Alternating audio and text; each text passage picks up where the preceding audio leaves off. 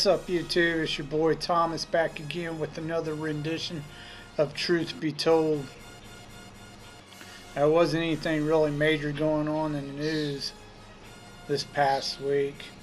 Same old crap from them idiots in the White House.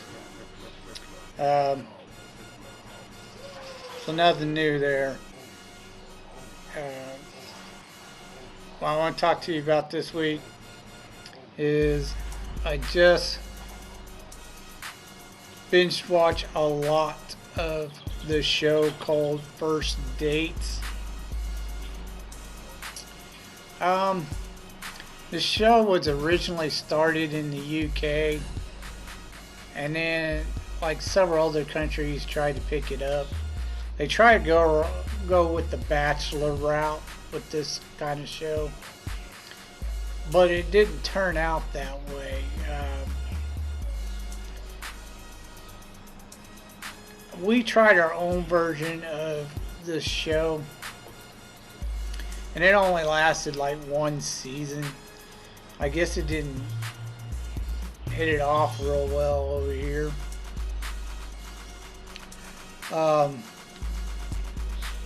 And then you have several different countries who have tried it. There's a Spain version. There's an Ireland version. Some guy, rich guy, decided to do an offshoot of it called First Dates Hotel. And he's like in Italy or some crap. And then you have a Spain version. And you have a New Zealand version and an Australian version. Now, I watched the American version. I watched all of the Australian and New Zealand versions. I never did check out the Spain version. The Ireland version was a little weird. It didn't quite make sense, so I didn't really watch it. The hotel one where they're in Italy or whatever, that was dumb. It wasn't even worth watching. I didn't even bother. I tried like one episode. I thought it was just dumb and shit. Not even close to the UK version. Now, I watched the UK version, but it just, I don't know, it wasn't, to me, even though it's been going on for quite a while, a number of years now, they're in like season 20, I think now, I just can't, I don't know, it's just, the British have the weirdest sense of humor, and everything, a lot of stuff when they're talking, it sounds funny, it don't make no sense. So it's really hard to understand them sometimes. And some of them, okay, with the British accent, you're either going to sound really good, or you're just going to sound really annoying. And some of them are just so annoying. It's really hard for me to watch the British version. But I did watch a few of them. I like the Australian version and the New Zealand version, and I watched the whole season of the US version.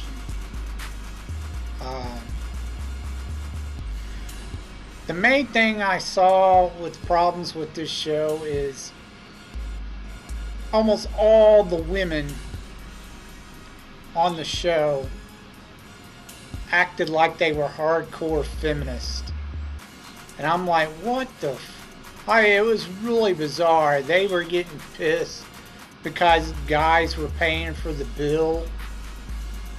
They wanted to split it all the time, and the guy's like, no, I'll pay for it. And then if he doesn't say anything or try to pay the bill, they get pissed off too. Like, he's the guy, he's supposed to pay it. But yet they're the ones shouting that they were wanting to pay half the bill. So, you know, it's just, it was ridiculous. Like, the guy couldn't do anything without pissing any of the women off. It was just dumb. 90% of the dates, they seem to get along for the most part. However, you know, once the show was over with, they'd have these little, you know, like updates of like a month later, better, you know. And like I said, over 90% never even spoke to each other again. Like, they never bothered to go on the second date. Because at the end of the show, they always ask them if they would like to see each other again, go on a second date. And a lot of them say yeah, but then in the, you know, once they're gone, they never speak to each other again. Most of them got put in the friend zone. That sort of thing went on quite a bit, both with men and the women. I never actually saw anyone or an episode where anyone was like going off on someone or anything like that. There was maybe once or twice in like the Australian version. I do know that there was this one girl, and I don't blame her. The guy was a total douchebag. He's a freaking asshole.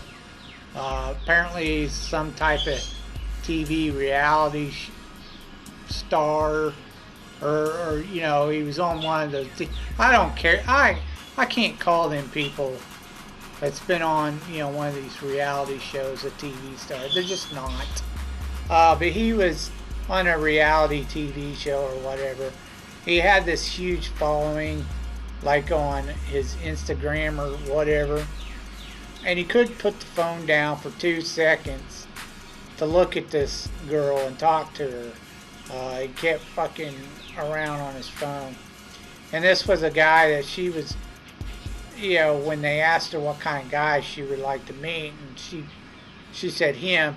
And the only reason why is because she thought he was cute. And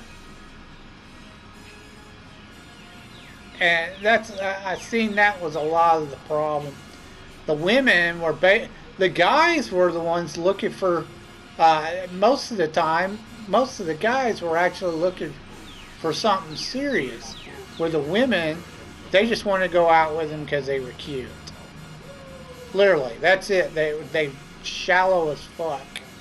Now, I asked a buddy of mine with the Australia version. He's from Australia, so I asked him. He's living there, so I asked him. I said, "Are the women really like that on that show?" He's like, "Nah, it's bullshit. They make most of that shit up. Most of the women aren't like that." And I was like, "Oh, well, because they pretty much got the ones in the season in the U.S. version, the women being hardcore feminists. They pretty much got that right, because they were filming like New York or some shit." I was like, New York, doesn't surprise me. Very democratic state, a city or whatever. So it doesn't surprise me you have a bunch of hardcore feminists in there. But anyway, he said most of that you have to take with a grain of salt, because a lot of Australian women really don't believe in feminism. But they try to push it in the media and shit, make it look like they do. I was like, oh, okay, that makes sense.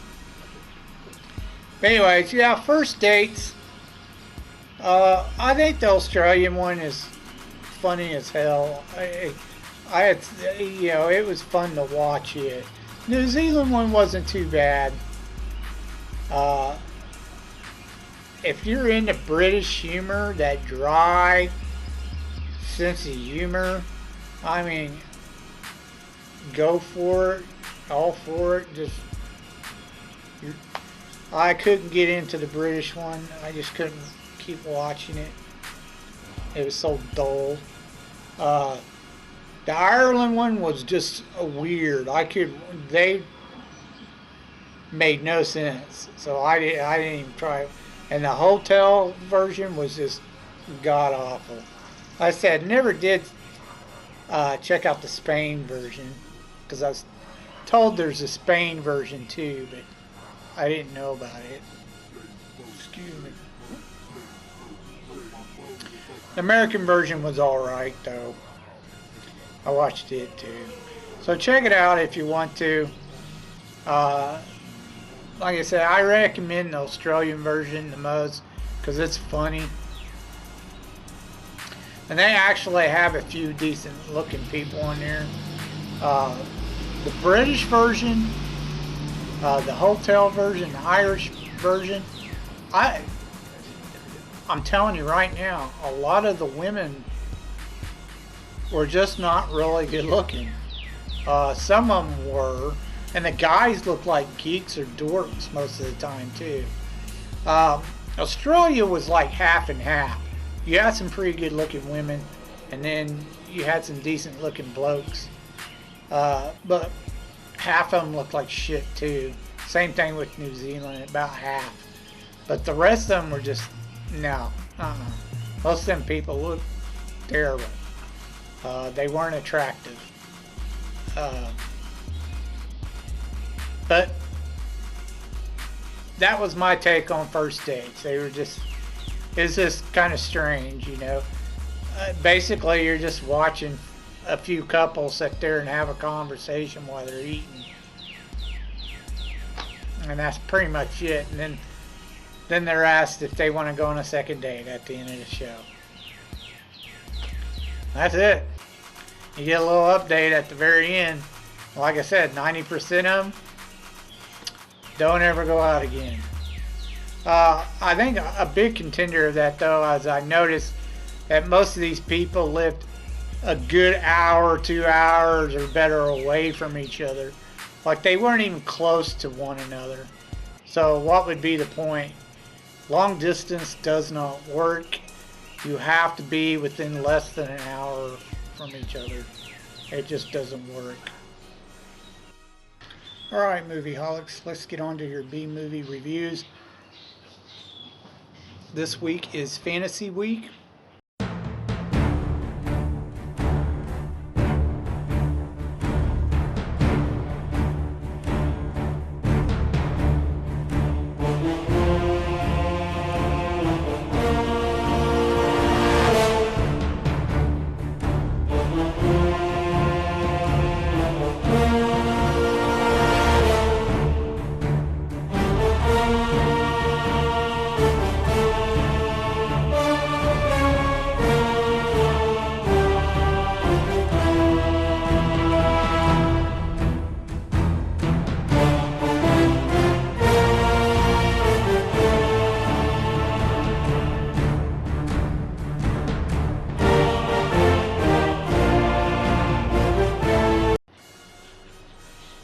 Now, I chose a couple of fantasy comedies this week. The first one is called Casper, and it was done in 1995. And it made about 200 million worldwide, so it wasn't too bad. It didn't do too bad. It starred Bill Pullman and Christina Ricci. It's based off the Casper the Friendly Ghost cartoons from years ago. Anyways, you have this evil woman, and she is with this attorney of hers, or I think he's an attorney. They go to listen to the will of her late father. He doesn't leave her any money. Instead, he leaves her this old ass mansion. Reading through the papers, she finds out that there's some kind of buried treasure, or there's a treasure in the house, is how the letter states. But she ends up burning it. So They're not sure exactly what the treasure is. So they decide to go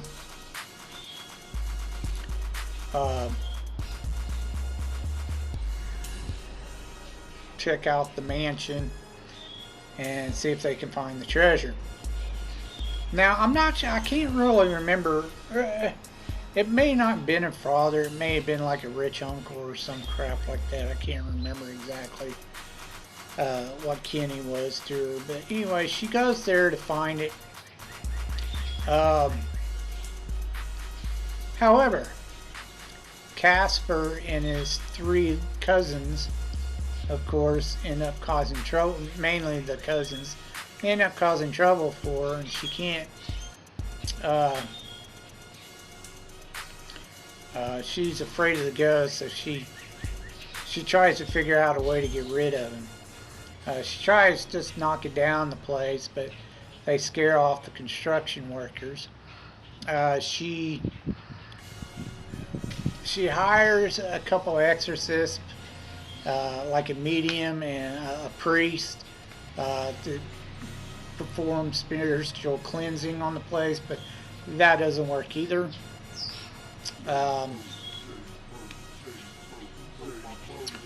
Casper sees this television program. He's watching a television program. I know. Anyway, he sees a television program, and this guy, he sees Bill Pullman and Christina Ricci in it, and he's supposed to be this psychologist, this doctor who claims that he can talk to the dead and get them to move on. And he sees, you know, Christina's his daughter. He likes her and wants her to come be his friend. So he figures out a way to get the evil woman to look at the television program, and she sees the program, sees the doctor, and decides to call him up to see if he can get rid of the ghost in the place, which of course is Stinky, Fatso, and Stretch, Casper's cousins. So he decides to take the job. He needs the money. When he gets there, you know, of course, you know, Christina's his daughter. His wife died a few years back, and he's kind of been hoping that by doing this he might come in contact with her somehow from the other side. So throughout the movie, you know, the ghosts are constantly trying to get rid of him. It doesn't quite work. In fact, they start liking the doctor and his daughter. Casper really likes his daughter. Anyways, they end up trying to help the doctor, and while they're busy helping the doctor, they end up accidentally getting him killed. They didn't mean to, it just happened. Casper helps Christina find the treasure, which is a secret room where his father was working on a way to bring his son back to life, with what's called the Lazarus machine. Like, I haven't heard that one before. Anyways, there's a special elixir that's got to go in the machine that cause someone who's been deceased to come back in a new body and come back to life. The evil woman and her assistant or whatever, they find it, the machine, following Casper and Christina, and they steal the one jar of elixir that runs the machine. She ends up, they get in a little squabble. She ends up dying so she can find the treasure. She finds the treasure, It's in a trunk behind the safe door. Uh, but it's not like money or anything. It's something that belonged to Casper, like a glove, a baseball glove. I think it was. That was his treasure. So dumb. Anyways, uh, the Casper's cousins bring back the doc. He's in ghost form. They stick him in the machine. They throw the elixir in there. Casper gives it up for him, and they bring him back. They were having a Halloween party, sort of. I mean, she got kind of volunteered for. She didn't volunteer for the house to be used as a Halloween party. She just kind of fell in her lap. The whole town wanted to go. Anyway, they all ran out. Long story short, the dad, he gets to see the wife one last time as she says goodbye. Casper got granted a wish to be real for like an hour. She got to dance with Christina, and then he turned back into a ghost, and that was the end of the movie. Everyone lived happily ever after, except for the evil woman. She stayed a ghost, and the attorney or whatever, he got locked up. That's the end of the movie. It was all right. It was okay for a family fun-filled movie. Worth a watch. It had a couple funny parts in it. Interesting. But I like them kind of like spooky comedy shows. I kind of like those. I give it 2 thumbs up. It was a good movie for what it was. Yeah. Check it out if you want. The special effects were a good solid 3. The acting was really good. That's a 3+. Wasn't the best, but it was really pretty decent. The story was decent enough. It was pretty good. I give it a 3. Overall, the movie definitely gets probably a 3+. It was a decent family movie. Check it out if you want. The next one I watched was called Michael, named after the Archangel Michael. It was done in 1996.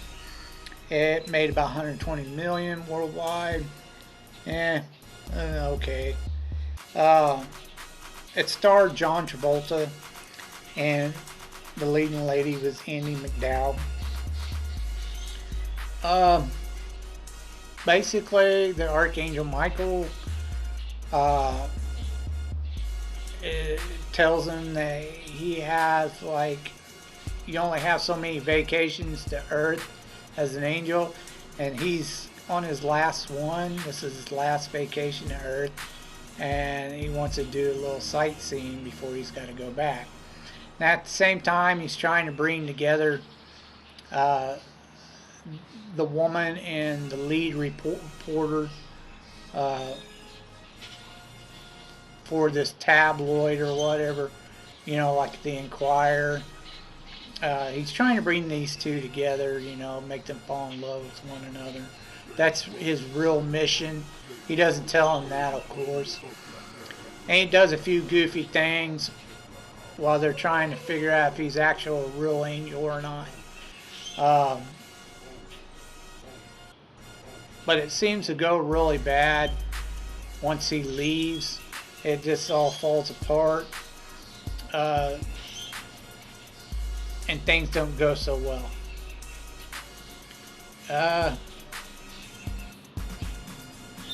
And then towards the end, after a few months have passed by, they think they both see him, and they end up running into each other, and they decide to make it work.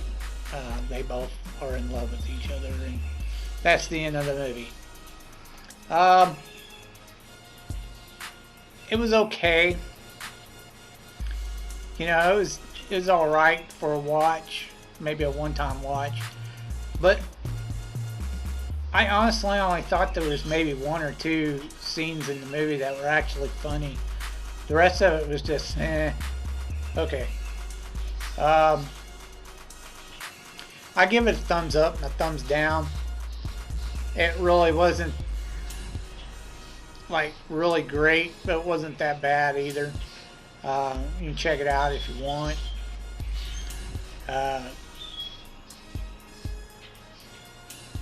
Story-wise, you know, I give it a 3.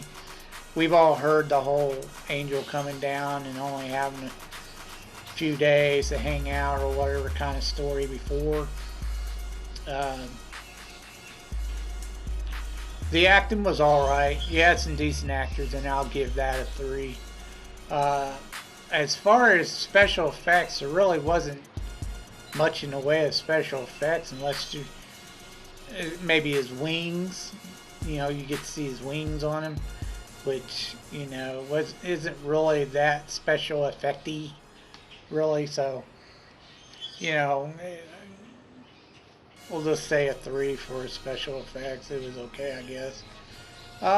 Overall, the whole movie, you know, it's a 3, maybe a -3, because it wasn't really all that great, I didn't think. But, you know, check it out if you want, if you're into that kind of thing. I think this was also during John Travolta's fat phase, because he was a chunky monkey in this movie. He's thinned out since then. But anyways, that's all I have for you this week.